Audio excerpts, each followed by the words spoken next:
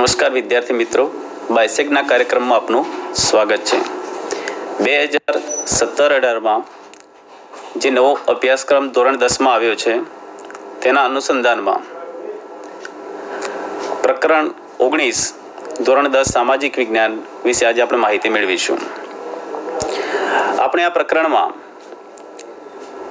માનવ વિકાસનો અર્થ, માનવ વિકાસ આંકના નિર્દેશકો, માનવ વિકાસ અહેવાલ, ભારત અને વિશ્વના પ્રથમ 5 ઉચ્ચ માનવ વિકાસ આંક ધરાવતા દેશોની સરખામણી, માનવ વિકાસ સામેના પડકારો જેવા કે સ્વાસ્થ્ય, લૈંગિક સમાનતા, મહિલા સશક્તિકરણ વિશે માહિતી મેળવીશું।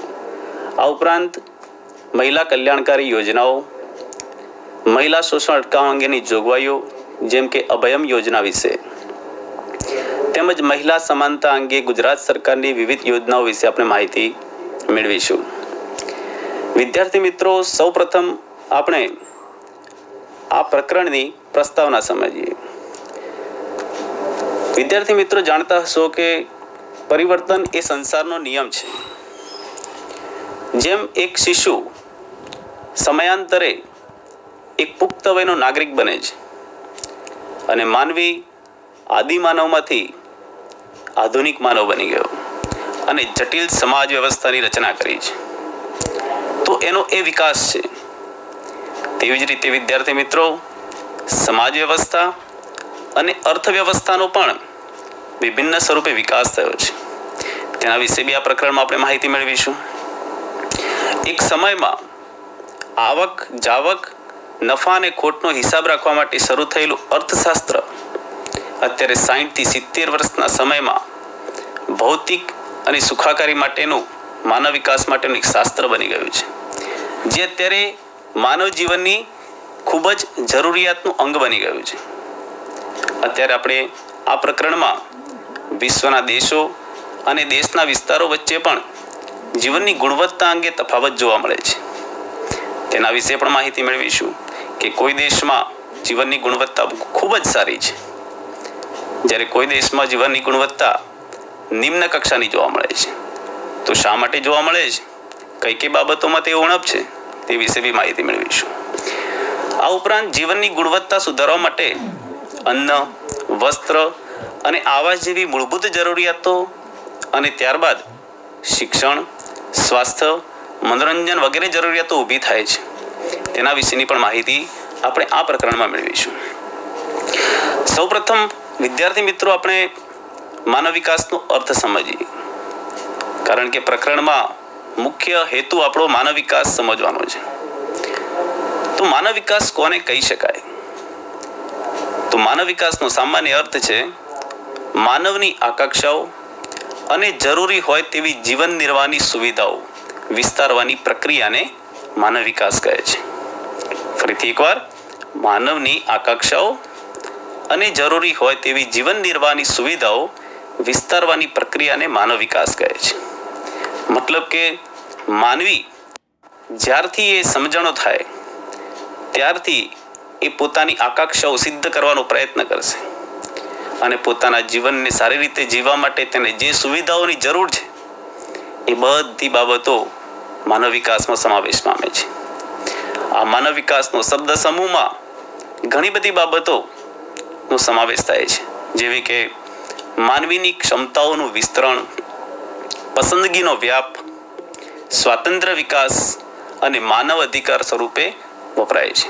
ફરીથી, માનવ વિકાસ શબ્દ સમૂહમાં માનવીની ક્ષમતાઓનું વિસ્તરણ, પસંદગીનો વ્યાપ, સ્વાતંત્ર્ય વિકાસ અને માનવ અધિકારો સ્વરૂપે વપરાય છે।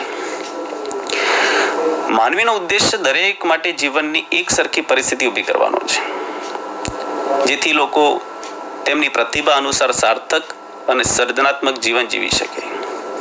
વિદ્યાર્થી મિત્રો, તમે જાણતા હશો કે આજે દુનિયામાં ઘણા બધા લોકોની સવારની શરૂઆત કંઈક અલગ રીતે થાય છે।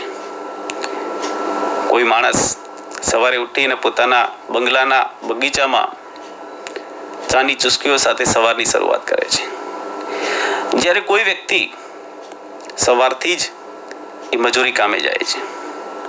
ઘણા લોકો તો એવા છે કે જે પોતાના ઘરનો દિવસ જોયો નથી, અર્થાત કે દિવસ ઉગે એના પહેલા જ કાર્ય જાય છે અને દિવસ આથમે ત્યાર પછી જ ઘરે આવે છે, છતાં પણ તેમનો માનવ વિકાસ તો નીચો જ રહે છે. તો કઈ કઈ બાબતો તેમને ઉપલબ્ધ બનતી નથી તેના વિશેની જાણકારી પણ માનવ વિકાસ આપણને આપે છે. આ માનવ વિકાસ આંક વિશે સૌ પ્રથમ કોણે રજૂઆત કરી તેના વિશેની માહિતી મેળવીએ તો માનવ વિકાસ આંકની વિભાવના પાકિસ્તાનના અર્થશાસ્ત્રી મહબૂબ ઉલ હક અને ભારતીય મૂળના નોબેલ પારિતોષિક વિજેતા અર્થશાસ્ત્રી હતા અમર્ત્ય સેન, આ બંનેને કરી હતી.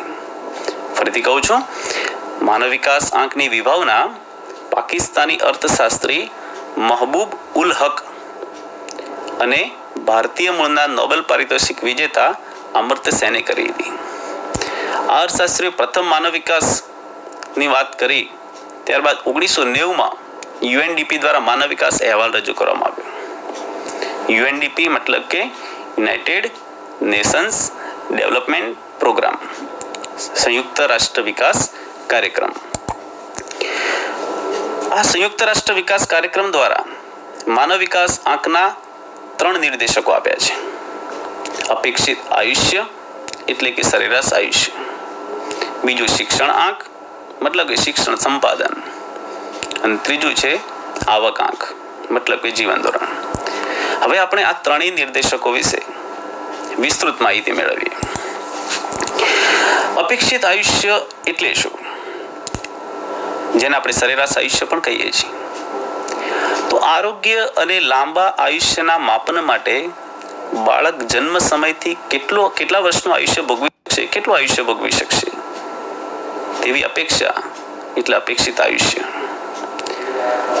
જેમાં મહત્તમ 83.6 વર્ષ અને ન્યૂનતમ 20 વર્ષ નક્કી કરવામાં આવ્યું છે. ભારતમાં 2015માં અપેક્ષિત આયુષ્ય આંક 68 વર્ષનો હતો. વિદ્યાર્થી મિત્રો, ફરીથી આપણે સમજીએ કે અપેક્ષિત આયુષ્ય કોને કહેવાય, તો આરોગ્ય અને લાંબા આયુષ્યના માપન માટે બાળક જન્મ સમયથી કેટલા વર્ષનું આયુષ્ય ભોગવી શકશે તેને અપેક્ષિત આયુષ્ય કહે છે. જે અપેક્ષિત આયુષ્યમાં મહત્તમ 83.6 વર્ષ અને ન્યૂનતમ 20 વર્ષ નક્કી કરવામાં આવ્યું છે. અને ભારતમાં 2015માં અપેક્ષિત આયુષ્ય આંક હતો 68 વર્ષ. હવે આપણે શિક્ષણ આંક વિશે માહિતી મેળવીએ. શિક્ષણ સંપાદન. શિક્ષણ સંપાદન શું છે? શિક્ષણને માપવાના 2 માપદંડો છે. પ્રથમ માપદંડ પ્રમાણે એવું કહેવાય છે કે 25 વર્ષની પુખ્ત વ્યક્તિએ શાળામાં વિતાવેલ સરેરાશ વર્ષો. 25 વર્ષની પુખ્ત વ્યક્તિએ શાળામાં વિતાવેલ સરેરાશ વર્ષો, જેમાં ઉચ્ચતમ 13.3 વર્ષ અને ન્યૂનતમ વર્ષ નિર્ધારિત કરે, 0 વર્ષ નિર્ધારિત કરેલ છે. મતલબ કે સરેરાશ વર્ષમાં 13.3 વર્ષ મહત્તમ છે અને 0 વર્ષ ઓછામાં ઓછું છે.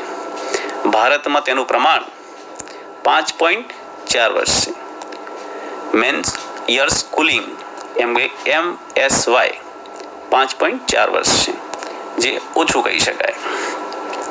જ્યારે બીજો માપદંડ છે 5 વર્ષનું બાળક પોતાના જીવનના કેટલા વર્ષો શાળામાં વિતાવશે તે વર્ષોને અપેક્ષિત શાળાકીય વર્ષો કહે છે. 5 વર્ષનું બાળક પોતાના જીવનના કેટલા વર્ષો શાળામાં વિતાવશે તે વર્ષોને અપેક્ષિત શાળાકીય વર્ષો કહે છે, જેને અંગ્રેજીમાં EYS accepted years of schooling કહે છે, જેમાં ઉચ્ચતમ 18 વર્ષ અને ન્યૂનતમ 0 વર્ષ છે. ભારતમાં અપેક્ષિત શાળાકીય વર્ષોનો આંક છે 11.7 વર્ષ. ફરીથી મિત્રો ટૂંકમાં માહિતી મેળવી લઈએ ફરીથી શિક્ષણ આંક વિશે કે શિક્ષણને માપવાના 2 માપદંડો છે.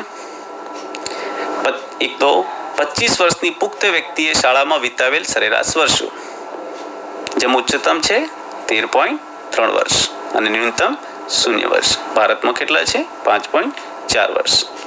એ જ રીતે બીજો માપદંડ છે 5 વર્ષનું બાળક પોતાના જીવનના કેટલા વર્ષો શાળામાં વિતાવશે, તે વર્ષોને અપેક્ષિત શાળાકીય વર્ષો કહે છે, જેને અંગ્રેજીમાં EYS. આપણા ભારતમાં તેનો માપદંડ છે ઉચ્ચતમ 18 વર્ષ અને ન્યૂનતમ 0 વર્ષ, અને આપણું ભારતનું 11.7 વર્ષ છે. ત્રીજા માપદંડ વિશે માહિતી મેળવીએ. આવક આંક, જેને આપણે જીવન ધોરણ પણ કહીએ છીએ. જીવન નિર્વાહના માપન માટે માથાદીઠ કુલ ઘરેલું પેદાશ, જેને આપણે અંગ્રેજીમાં GDP કહીએ છીએ, ગ્રોસ ડોમેસ્ટિક પ્રોડક્ટ, ને માથાદીઠ આવક સાથે પ્રતિસ્થાપિત કરવામાં આવે છે. ફરીથી કહું છું, જીવન નિર્વાહના માપન માટે માથાદીઠ કુલ ઘરેલું પેદાશને માથાદીઠ આવક સાથે પ્રતિસ્થાપિત કરવામાં આવે છે. વિદ્યાર્થી મિત્રો, માથાદીઠ આવક વિશે ટૂંકમાં માહિતી મેળવી લઈએ. માથાદીઠ આવક એટલે દેશની કુલ રાષ્ટ્રીય આવકને દેશની કુલ વસ્તી વડે ભાગતા મળતી સરેરાશ આવક એ માથાદીઠ આવક છે. જીવન નિર્વાહના માપન માટે માથાદીઠ કુલ ઘરેલું પેદાશ, મતલબ કે દેશના અંદર જે ઉત્પાદન થયું છે એ પેદાશને માથાદીઠ આવક સાથે પ્રતિસ્થાપિત કરવામાં આવે છે. જે તે દેશની માથાદીઠ આવકને અત્યારના સમયમાં અમેરિકન ચલણ મૂલ્યમાં ગણવામાં આવે છે, જેને આપણે સમખરી શક્તિ કહીએ છીએ. માનવ વિકાસ અહેવાલ 2015માં ભારતની કુલ રાષ્ટ્રીય આવક હતી $5,497 અને માથાદીઠ કુલ ઘરેલું પેદાશ હતી $5,238. મિત્રો, પુનઃ 2015માં ભારતની માથાદીઠ કુલ રાષ્ટ્રીય આવક $5,497 અને માથાદીઠ કુલ ઘરેલું પેદાશ $5,238 હતી. તો વિદ્યાર્થી મિત્રો, અત્યારે આપણે 3 નિર્દેશકો વિશે માહિતી મેળવી. હવે આપણે માનવ વિકાસ અહેવાલ વિશે માહિતી મેળવી. 1990માં UNDP મતલબ કે યુનાઇટેડ નેશન્સ ડેવલપમેન્ટ પ્રોગ્રામ દ્વારા માનવ વિકાસ અહેવાલ બહાર પાડવામાં આવ્યો. માનવ વિકાસ અહેવાલ 2015માં સમાવેશ કરેલા 188 દેશોને માનવ વિકાસ આંકના આધારે 4 વિભાગોમાં વહેંચી શકાય. તેના વિશે આપણે કોષ્ટકમાં માહિતી મેળવીએ. વિશ્વના પ્રથમ 5 માનવ વિકાસ સૂચકાંક ધરાવતા દેશોમાં વિશ્વમાં 188 દેશોનો જે રિપોર્ટ આપણે HDI દ્વારા તૈયાર કર્યો છે, 2015ના રિપોર્ટ પ્રમાણે નોર્વેનો માનવ વિકાસ હતો 0.944, ઓસ્ટ્રેલિયાનો હતો 0.935, સ્વિટ્ઝરલેન્ડનો 0.930, ડેનમાર્ક 0.923, નેધરલેન્ડ 0.922 અને ભારતનો હતો 0.609. વિદ્યાર્થી મિત્રો, આ HDI એ કુલ મતલબ કે HDI મહત્તમ 1 છે અને ન્યૂનતમ 0 ગણાય છે. જો HDI 1 હોય તો એ વધુ ને વધુ ગણાય છે, જ્યારે 0 હોય તો એ ન્યૂનતમ છે. અત્યારે વર્તમાન સમયમાં મહત્તમ HDI એ નોર્વેનો છે. હવે આપણે કોષ્ટક વિશે માહિતી મેળવીએ કે અત્યારે હાલમાં કયા દેશોનો HDI કેટલો છે. તો માનવ વિકાસ અહેવાલને માનવ વિકાસ આંકના આધારે દેશોનું વર્ગીકરણ કર્યું છે, જે આપણે કોષ્ટક દ્વારા સમજીએ. તો ઉચ્ચતમ માનવ વિકાસ જે ધરાવે છે એવા 1 થી 49 માનવ વિકાસ આંક 0.802 થી વધુ છે જેનો, એવા દેશોમાં Norway, Australia, Switzerland, Denmark, Netherland, America, Singapore, Britain, Japan અને ફ્રાન્સનો સમાવેશ થાય છે. એ જ રીતે ઉચ્ચ માનવ વિકાસ, ઉચ્ચતમ પછી ઉચ્ચ માનવ વિકાસ 50 થી 105, 0.700 થી 0.798 સુધીનો માનવ વિકાસ આંક ધરાવતા જે દેશો છે એમાં Russia, Malaysia, Iran, Sri Lanka, Mexico, Brazil, ચીન, થાઈલેન્ડ, અને જમૈકાનો સમાવેશ થાય છે. તે જ રીતે મધ્ય માનવ વિકાસ ધરાવતા જે દેશો છે 106 થી 143, એમાં 0.555 થી 0.698 નો માનવ વિકાસ. તેમાં ઇન્ડોનેશિયા, ફિલિપિન્સ, દક્ષિણ આફ્રિકા, ઈરાક અને ભારતનો સમાવેશ થાય છે. મિત્રો, આપણે મધ્યમ માનવ વિકાસ આંક ધરાવતા દેશમાં આપણે સમાવેશ પામેલા છે એવું કહી શકાય. ચોથા ક્રમમાં ગણવા જઈએ તો નિમ્ન માનવ વિકાસ આંક ધરાવતા દેશો 144 થી 188 નંબરમાં, 0.550 થી નીચેવાળા, જેમાં કેન્યા, પાકિસ્તાન, નાઇજીરિયા, ઝિમ્બાબ્વે અને નાઇજર આ દેશોનો સમાવેશ થઈ રહ્યો છે. તો તમે કોષ્ટકના આધારે મૂલ્યાંકન કર્યું આપણે કે વિશ્વના 188 દેશોમાં કયા કયા દેશો કયા કયા ક્રમમાં આવે છે, તેમનો માનવ વિકાસ આંક કેટલાથી કેટલા સુધીનો છે અને તે કઈ કક્ષામાં આવે છે. મતલબ કે ઉચ્ચતમ માનવ વિકાસ, ઉચ્ચ માનવ વિકાસ, મધ્યમ માનવ વિકાસ કે નિમ્ન માનવ વિકાસ. વિદ્યાર્થી મિત્રો, હવે માનવ વિકાસ અહેવાલ વિશે આંકમાં કોણ કોણ ક્યાં છે, કયા નંબરે છે એની મહત્વની માહિતી મેળવીએ. હમણાં જ આપણે જોયું તે રીતે પ્રથમ નોર્વે છે, જેનો માનવ વિકાસ 0.944. વિદ્યાર્થી મિત્રો, અગાઉ આપણે વાત કરી કે મહત્તમ માનવ વિકાસ 1 હોય છે. નોર્વેનો 0.944 છે, એટલે 1 કરતાં થોડોક જ ઓછો રહ્યો છે. બીજા સ્થાને ઓસ્ટ્રેલિયા છે, જેનો માનવ વિકાસ આંક 0.935 છે. ત્રીજા સ્થાને સ્વિટ્ઝરલેન્ડ છે, તેનો માનવ વિકાસ આંક 0.930 છે. જ્યારે 11મા સ્થાને સિંગાપુર છે, જેનો માનવ વિકાસ આંક 0.912 છે. ભારત માનવ વિકાસ આંકમાં વિશ્વના 188 દેશોમાં 130મા ક્રમે છે. ભારતનો માનવ વિકાસ આંક 0.609 છે. વિદ્યાર્થી મિત્રો, 188 દેશોમાં તમે જાણી શકો છો આપણો 130મો નંબર છે. આપણે કઈ કક્ષામાં કહીએ. માનવ વિકાસ આંકમાં છેલ્લા સ્થાને નાઇજર છે, જેનો માનવ વિકાસ આંક 0.348 છે. હવે મિત્રો, ભારતના માનવ વિકાસ આંક વિશે આપણે માપન કરીએ તો કયા વર્ષોમાં ભારતનો માનવ વિકાસ આંક કેટલો હતો. 1990માં ભારતનો માનવ વિકાસ આંક 0.428 હતો, જે 2010માં 0.586 થયો, 2015માં 0.609 થયો, જ્યારે 2000માં 0.496 થયો અને 2014માં 0.604. તો 1990, 2000, 2010, 2014 અને 2015 તેમ ક્રમિક ગણતા ભારતનો માનવ વિકાસ આંક ક્રમશઃ વધતો રહ્યો છે. હવે આપણે 2015માં ભારતના પડોશી દેશોનો માનવ વિકાસ આંક સમજીએ, જે આપણે કોષ્ટક દ્વારા સમજીએ છીએ કે ભારતના પડોશી દેશોમાં કેવી સ્થિતિ હતી, તે કયા ક્રમે હતા અને ભારતનું એમાં સ્થાન ક્યાં છે. અહીં કોષ્ટકમાં વિદ્યાર્થી મિત્રો દર્શાવ્યું છે તેમ શરૂઆતમાં ક્રમ આપેલો છે, દેશ આપેલો છે અને તેનો માનવ વિકાસ આંક આપેલો છે. તો ઉપરનો ભાગ સમજીએ. પહેલા ક્રમમાં શ્રીલંકા છે 73મા ક્રમે છે, જેનો માનવ વિકાસ આંક 0.759. ભારત કરતાં તે આગળ છે. ચીન 90મા ક્રમે છે, જેનો માનવ વિકાસ આંક 0.727 છે. માલદીવ, તેનો માનવ વિકાસ આંક 0.706 છે અને તેનો ક્રમ 104 છે. ભારતનો માનવ વિકાસ આંક 0.609 છે અને તેનો ક્રમ 130 છે. તે જ રીતે ભૂતાનનો માનવ વિકાસ આંક 0.605 છે, ભારત કરતાં થોડોક જ ઓછો છે અને તેનો ક્રમ પણ 132 રહ્યો છે.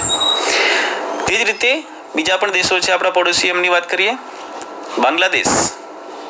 બાંગ્લાદેશ ક્રમમાં છે 142, જ્યારે એનો માનવ વિકાસ આંક છે 0.570. નેપાળનો ક્રમ છે 145, જે માનવ વિકાસ આંક ધરાવે છે 0.548. પાકિસ્તાનનો ક્રમ છે 147 અને તેનો માનવ વિકાસ આંક છે 0.538. મ્યાનમાર એટલે કે બર્માનો ક્રમ છે 148, જ્યારે એનો માનવ વિકાસ આંક છે 0.536. તે જ રીતે અફઘાનિસ્તાનનો માનવ વિકાસ આંક છે 0.465 અને તેનો ક્રમ છે 171. તો વિદ્યાર્થી મિત્રો, 2015માં ભારતના પડોશી દેશોનો માનવ વિકાસ આંક કયો હતો, તેનો ક્રમ કયો હતો, ભારત કરતાં કેટલા પડોશી દેશો આગળ છે અને કેટલા પાછળ છે, તેના વિશેની માહિતી પણ આપણે મેળવી. હવે આપણે માનવ વિકાસ સામેના મુખ્ય પડકારો. વિશ્વનો દરેક દેશ ઈચ્છે છે કે દરેક દેશનો માનવ વિકાસ આંક વધવો જોઈએ, પણ શું દરેક દેશનો માનવ વિકાસ આંક ધાર્યા મુજબ વધી શકે છે? ના, નથી વધી શકતો. તો એનું કારણ કયું છે? કારણ એના 3 પડકારો છે: સ્વાસ્થ્ય, લૈંગિક સમાનતા એટલે કે સ્ત્રી પુરુષ સમાનતા, અને ત્રીજો છે મહિલા સશક્તિકરણ. આ 3 એવા પડકારો છે કે જે માનવ વિકાસ આંકને વધવા દેતા નથી, મતલબ કે મુશ્કેલીઓ ઊભી કરે છે. હવે આપણે સ્વાસ્થ્ય વિશે માહિતી મેળવીએ. આ 3 પડકારોમાં પહેલો પડકાર છે સ્વાસ્થ્ય. વિદ્યાર્થી મિત્રો, આપણે જાણીએ છીએ કે આરોગ્ય એ માનવીના જીવનની ખૂબ મહામૂલી મૂડી ગણાય છે. જો સ્વાસ્થ્ય સારું હોય તો જ વ્યક્તિનું કૌટુંબિક સામાજિક જીવન ઉત્તમ બને. પરંતુ ભારત સહિત વિશ્વના ઘણા દેશોમાં લોકો પાણીજન્ય રોગો, શ્વસન રોગો અને કુપોષણ વગેરે મુશ્કેલીઓ તે પીડાઈ રહ્યા છે.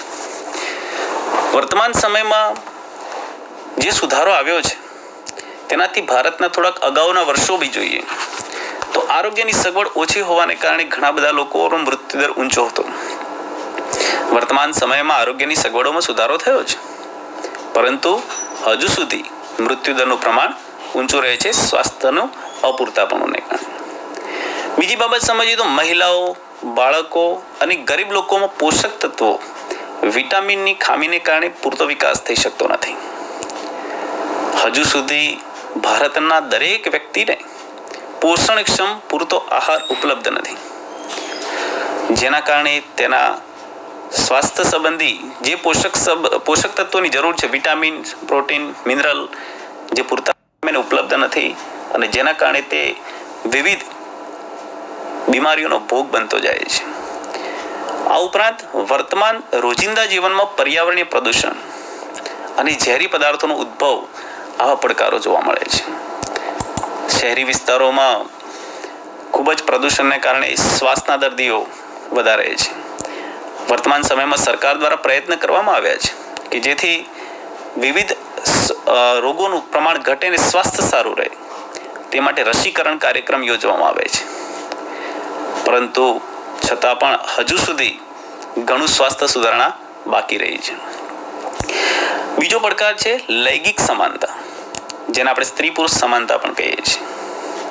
વિદ્યાર્થી મિત્રો, આપણે જાણીએ છીએ કે ભારતીય સમાજ પુરુષ પ્રધાન સમાજ છે અને જેના કારણે સ્ત્રી અને પુરુષ વચ્ચેની અસમાનતાનું પ્રમાણ ઘણું જોવા મળે છે.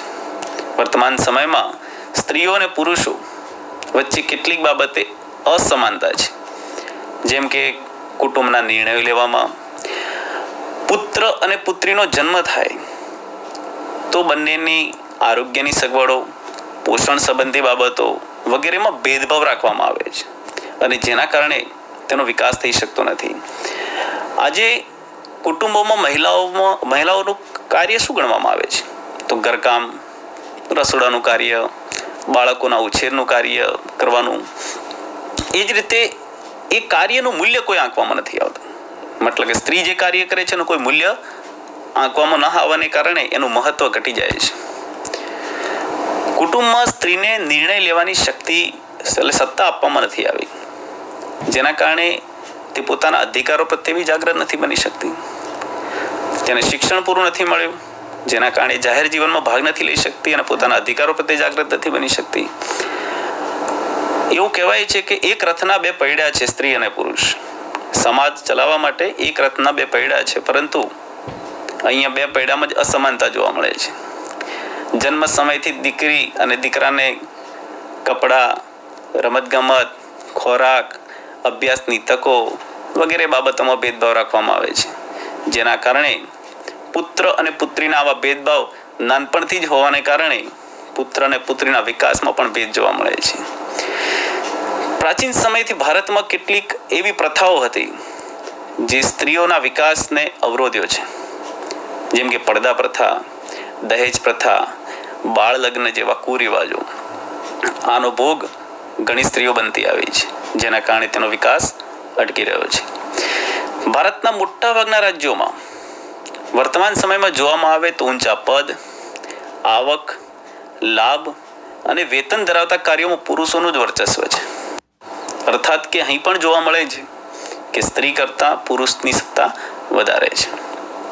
ભારતીય સંસદમાં મહિલા સાંસદોનું પ્રમાણ તપાસીએ તો માત્ર 12.2% જોવા મળે છે.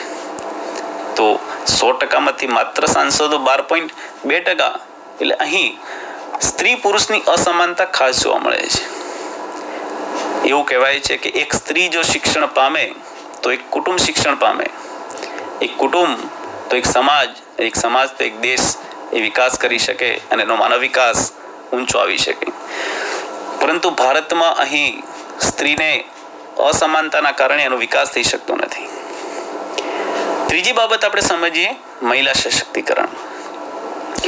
મહિલા સશક્તિકરણ કોને કહેવાય તેના વિશેની થોડીક માહિતી મેળવીએ કે સ્ત્રીને શારીરિક, માનસિક, સાંસ્કૃતિક, શૈક્ષણિક, રાજકીય, આર્થિક વગેરે બાબતોમાં શક્તિશાળી, સક્ષમ અને આત્મનિર્ભર બનાવી પુરુષોની સમકક્ષ દરજ્જો આપી તેના સર્વાંગી વિકાસની પ્રક્રિયા એટલે મહિલા સશક્તિકરણ. મિત્રો, અહીં વ્યાખ્યામાં જે પોઈન્ટ્સ કહેવામાં આવ્યા છે એના વિશે આપણે ખાસ સમજીએ તો સ્ત્રીને પુરુષની સમકક્ષ દરજ્જો આપવો એક આ બાબત, સ્ત્રીને શક્તિશાળી, સક્ષમ અને આત્મનિર્ભર બનાવવી. આ જો 3 બાબતો આ થઈ શકે અને સમકક્ષ દરજ્જો મળે એટલે ચોથી બાબત, 4 બાબતો થાય એટલે મહિલા સશક્તિકરણ થઈ જાય. પરંતુ પ્રવર્તમાન સ્થિતિ અગાઉ આપણે હાલ સમજ્યા છીએ કે ભારતીય સમાજ એક પુરુષ પ્રધાન સમાજ છે. સમગ્ર વિકાસની પ્રક્રિયાનું કેન્દ્રબિંદુ સ્ત્રી છે. એ પણ આપણે હમણાં વાત કરી કે એક સ્ત્રી શિક્ષિત બને તો એક કુટુંબ, એક સમાજ અને એક રાષ્ટ્ર સશક્ત બને અને દેશનો વિકાસ થઈ શકે. પણ આ માટે આપણે શું કરવું જોઈએ? મહિલા સશક્તિકરણ કરવું જોઈએ. અને મહિલા સશક્તિકરણ માટે સ્ત્રી અને પુરુષને સમાન દરજ્જો મળવો જોઈએ. સ્ત્રીને શક્તિશાળી, સક્ષમ અને આત્મનિર્ભર બનાવવી જોઈએ. મિત્રો, ભારત જેવા વિકાસશીલ દેશોમાં મહિલા સશક્તિકરણનું મહત્વનું પાસું આર્થિક સશક્તિકરણ છે. આર્થિક સશક્તિકરણ એટલા માટે કે જો આર્થિક રીતે જો સ્ત્રી પગભર બને છે, સક્ષમ બને છે, તે તો પોતાનો વિકાસ ઝડપથી કરી શકે છે. વર્તમાન સમયમાં સ્ત્રીઓ દરેક ક્ષેત્રમાં પોતાનું પ્રદાન આપી રહી છે. અર્થાત મહિલા સશક્તિકરણ થઈ રહ્યું છે, પરંતુ વિશ્વના વિકસિત દેશોની તુલનામાં હજુ આપણે ઘણા પાછળ છીએ. જો આ મહિલા સશક્તિકરણ થાય તો માનવ વિકાસ આપણો વધી શકે છે. વિદ્યાર્થી મિત્રો, મહિલા સશક્તિકરણ થાય તે માટે મહિલા કલ્યાણકારી યોજનાઓ સરકાર દ્વારા અમલમાં મૂકવામાં આવેલી છે, જેના વિશે માહિતી મેળવીએ. મહિલા કલ્યાણકારી યોજનાઓ 1999માં મહિલા આયોગની રચના કરવામાં આવી છે. મિત્રો, 1999માં મહિલા આયોગની રચના કરવામાં આવી. 2001ની મહિલા સશક્તિકરણ માટેની રાષ્ટ્રીય નીતિ મુજબ મહિલા અને બાળ વિકાસ વિભાગ દ્વારા સામર્થ્ય નિર્માણ, રોજગાર, આર્થિક ઉપાર્જન, કલ્યાણ જેવી સહાયક સેવાઓ અને જાતીય સંવેદનશીલતાના ક્ષેત્રોમાં વિવિધ કામગીરી કરવામાં આવી છે. પુનઃ કહું છું, 2001માં મહિલા સશક્તિકરણ માટે રાષ્ટ્રીય નીતિ મુજબ મહિલા અને બાળ વિકાસ વિભાગ દ્વારા, કોના દ્વારા? મહિલા અને બાળ વિકાસ વિભાગ દ્વારા શું કરવામાં આવ્યું છે? સામર્થ્ય નિર્માણ, રોજગાર, આર્થિક ઉપાર્જન, કલ્યાણ જેવી સહાયક સેવાઓ અને જાતીય સંવેદનશીલતાના ક્ષેત્રોમાં વિવિધ કામગીરી કરવામાં આવી છે. ત્રીજા ક્રમમાં જોઈએ કે યુનાઇટેડ નેશન્સે 1975ના વર્ષને મહિલા સશક્તિકરણ મહિલા વર્ષ તરીકે અને 1975 થી 85ના દશકાને મહિલા દશકા તરીકે જાહેર કર્યો છે.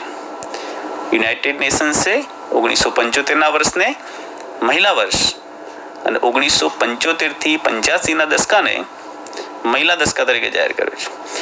એ જ રીતે 2002ના વર્ષને મહિલા સશક્તિકરણ વર્ષ તરીકે પણ જાહેર કરવામાં આવ્યું છે. મહિલાઓને કુટુંબની મિલકતમાં સમાન હિસ્સો મળે તે માટે કાયદામાં સુધારો કરવામાં આવ્યો છે. વિદ્યાર્થી મિત્રો, જાણતા હશો તમે કે હાલમાં કાયદેસર રીતે કાયદા પ્રમાણે માતા પિતાની મિલકત પર પુત્ર અને પુત્રીનો અધિકાર સમાન છે, જે આ બાબત સમજી શકાય છે. સરકાર દ્વારા મહિલા શોષણ અટકાવવા માટેની જોગવાઈઓ પણ કરવામાં આવી છે, જેને આપણે અભયમ યોજના કહીએ છીએ. મહિલાઓ પર થતા અત્યાચારો, શોષણ સામે રક્ષણ આપવા અભયમ મહિલા હેલ્પલાઇન શરૂ કરવામાં આવી છે, જેમાં વિવિધ પ્રકારની હિંસાથી પીડિત મહિલા તેમજ પોતાના વિકાસ માટે જરૂરી માર્ગદર્શન મેળવવા માંગતી મહિલાઓને એક કોલની મદદ મળે તે માટે 181 અભયમ મહિલા હેલ્પલાઇન સેવા સમગ્ર ગુજરાતમાં શરૂ કરવામાં આવી છે. 181 કોલ દ્વારા એક કોલથી જ મહિલાને મદદ મળી શકે.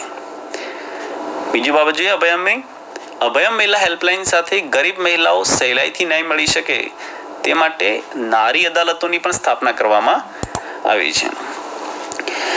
હવે આપણે ગુજરાત રાજ્યમાં મહિલા સમાનતા અંગે કઈ કઈ યોજનાઓ કરવામાં આવી છે તેના વિશેની માહિતી મેળવીએ. ગુજરાતમાં કન્યાઓના શિક્ષણને પ્રોત્સાહન મળે તે માટે શાળા પ્રવેશોત્સવ અને કન્યા કેળવણી રથયાત્રા શરૂ કરવામાં આવી છે, જેની અસરથી શાળાઓમાં 100% નામાંકન અને મહિલા સાક્ષરતા દરમાં વધારો જોવા મળે છે, જેના પરિણામ સ્વરૂપ છે આ. વિદ્યાર્થી મિત્રો, આના વિશે થોડું ઘણું તમે પણ જાણતા હશો કે શાળા પ્રવેશોત્સવ અને કન્યા કેળવણી રથયાત્રા શરૂ કરવામાં આવી છે, જેનાથી અત્યારે હાલમાં જે પણ બાળકો ભણે છે એ શાળાઓમાં 100% નામાંકન થાય. મતલબ કે તમામ બાળકીઓ, દરેક છોકરીઓ ભણી શકે. બીજું, ગુજરાતમાં 35% કે તેથી ઓછી સ્ત્રી સાક્ષરતા ધરાવતા ગામ હોય કે શહેરી વિસ્તારો હોય તેમાં ગરીબી રેખા હેઠળના કુટુંબોની દીકરીઓને પ્રાથમિક કે માધ્યમિક શાળામાં પ્રવેશ મેળવતી વખતે વિદ્યાલક્ષી બોન્ડ આપવામાં આવે છે. ગુજરાતમાં 35% કે તેથી ઓછી સ્ત્રી સાક્ષરતા ધરાવતા ગામ કે શહેર વિસ્તાર, એમાં ગરીબ કુટુંબોની દીકરીઓને પ્રાથમિક અને માધ્યમિક શિક્ષણમાં પ્રવેશ માટે વિદ્યાલક્ષી બોન્ડ આપવામાં આવે છે. આગળ સમજીએ સરસ્વતી સાધના યોજના. આ યોજના હેઠળ દર વર્ષે 1.5 લાખ કન્યાઓને વિના મૂલ્યે સાયકલ આપવામાં આવે છે, તેમજ બહાર ગામ અભ્યાસ માટે જતી કન્યાઓને એસટી બસમાં મફત મુસાફરીની સુવિધા આપવામાં આવે છે. સરસ્વતી સાધના યોજના હેઠળ શું કરવામાં આવ્યું છે તો દર વર્ષે 1.5 લાખ કન્યાઓને વિનામૂલ્યે સાયકલ આપવામાં આવે છે, તેમજ બહાર ગામ અભ્યાસ માટે જતી કન્યાઓને એસટી બસમાં મુસાફરી માટે પાસની સુવિધા છે. કિશોરીઓને પોષણયુક્ત આહાર તેમજ કૌશલ્યનો વિકાસ થાય માટે સબલા યોજના અમલમાં મૂકવામાં આવી છે. કિશોરીઓને પોષણયુક્ત આહાર મળે તેમજ તેમના કૌશલ્યનો વિકાસ થાય તે માટે સબલા યોજના પણ અમલમાં મૂકવામાં આવી છે. ગુજરાતમાં મહિલાઓ માટે સરકારી નોકરીઓમાં 33% અનામતની જોગવાઈ કરવામાં આવી છે, તેમજ સ્થાનિક સ્વરાજ્યની સંસ્થાઓમાં મહિલાઓ માટે અનામત 33%થી વધારીને 50% કરવામાં આવી છે. ગુજરાતમાં મહિલાઓ માટે સરકારી નોકરીઓમાં 33% અનામતની જોગવાઈ કરવામાં આવી છે, તેમજ સ્થાનિક સ્વરાજ્યની સંસ્થાઓમાં 33% જે હતી એમાં વધારો કરીને હવે 50% જેટલી કરવામાં આવી છે. શ્રમજીવી અને નિરાધાર વૃદ્ધોને પાછલી ઉંમરે જીવન નિર્વાહ માટે પેન્શન મળે અને તેમનું ભવિષ્ય સુરક્ષિત બને તે માટે રાષ્ટ્રીય સ્વાવલંબન યોજના અમલમાં મૂકી છે. શ્રમજીવી અને નિરાધાર વૃદ્ધોને પાછલી ઉંમરે જીવન નિર્વાહ માટે પેન્શન મળે અને તેમનું ભવિષ્ય સુરક્ષિત બને તે માટે રાષ્ટ્રીય સ્વાવલંબન યોજના અમલમાં મૂકવામાં આવી છે. ઉપરાંત મહિલાઓને આર્થિક રીતે પગભર બનાવવા માટે સખી મંડળ દ્વારા મિશન મંગલમ યોજના હેઠળ આર્થિક સહાય કરવામાં આવે છે. મહિલાઓને આર્થિક રીતે પગભર બનાવવા સખી મંડળ દ્વારા મિશન મંગલમ યોજના હેઠળ આર્થિક સહાય કરવામાં આવે છે. મહિલા આરોગ્ય માટે ઈ મમતા કાર્યક્રમ મોબાઈલ ટેકનોલોજી દ્વારા સગર્ભા માતાની નોંધણી કરીને તેમને મમતા કાર્ડ આપી શિશુ અને પ્રસૂતિ સંબંધિત મૃત્યુ ઘટાડવાનો પ્રયત્ન કરવામાં આવ્યો છે. તેમજ આરોગ્યની તપાસ, રસીકરણ દ્વારા તંદુરસ્તીનો પૂરતો ખ્યાલ રાખવામાં આવે છે. વર્તમાન સમયમાં તમે જાણો છો તે પ્રમાણે બેટી બચાવો અભિયાન દ્વારા જાતિ ભેદ નાબૂદી માટે અભિયાન ચલાવી બેટી બચાવો, બેટી વધાવો અને બેટી પઢાઓ દ્વારા સ્ત્રી સશક્તિકરણમાં અગત્યનું યોગદાન આપવામાં આવ્યું છે. આ ઉપરાંત છેલ્લે જોઈએ તો અનુસૂચિત જાતિ અને જનજાતિના સામાન્ય પરિવારોની પ્રસૂતા મહિલાઓને ચિરંજીવી યોજના અંતર્ગત પ્રસૂતિ, દવાઓ, લેબોરેટરી તપાસ, ઓપરેશન વગેરે સેવા વિનામૂલ્યે પૂરી પાડવામાં આવે છે. વિદ્યાર્થી મિત્રો, આપણે આ પ્રકરણમાં વિવિધ બાબતોની જાણકારી મેળવી. હવે આપણે આ પ્રકરણના કેટલાક પ્રશ્નોત્તરો વિશે માહિતી મેળવીએ, જે અત્યારે હાલના બોર્ડના પરિરૂપ પ્રમાણે વિકલ્પોમાં ખાસ મહત્વના છે. તેવા અહીં વિકલ્પ દર્શાવેલ છે તે મુજબ નીચેનામાંથી સૌથી વધારે ઊંચો માનવ વિકાસાંક ધરાવતો દેશ કયો છે? તો નોર્વે. ભારતીય મૂળના કયા અર્થશાસ્ત્રીએ નોબેલ પારિતોષિક મળેલ છે? તો મિત્રો અમર્ત્ય સેન. માનવ વિકાસ આંકનો સીધો સંબંધ કોની સાથે છે? તો માનવ સંપદા સાથે છે. ચોથા નંબરમાં છે ભારતમાં મહિલા સશક્તિકરણ વર્ષ તરીકે કયા વર્ષને ઉજવવામાં આવે છે? 2002. મિત્રો અહીંયા ઓપ્શનમાં આપેલું છે 1975નું વર્ષ તો મહિલા વર્ષ છે અને 2002 મહિલા સશક્તિકરણ વર્ષ છે. ઘણીવાર પરીક્ષામાં વિદ્યાર્થી મિત્રો ભૂલ કરી બેસે છે. ગુજરાત સરકારે મહિલા અને બાળ વિકાસ વિભાગની રચના ક્યારે કરી? તો 2001માં કરી છે. નંબર 6. નીચેના દેશો માનવ વિકાસ આંકમાં ઉતરતા ક્રમમાં ગોઠવતા કઈ જોડ સાચી બનશે? આવા ઘણીવાર વિકલ્પો વિદ્યાર્થીને અસમંજસમાં મૂકી દે છે. તો વિદ્યાર્થી મિત્રો, આવા કોષ્ટકમાંથી સવાલ બન્યો છે, જેમાં આવે છે સાચો ક્રમ શ્રીલંકા, ભારત, ભૂતાન, નેપાળ.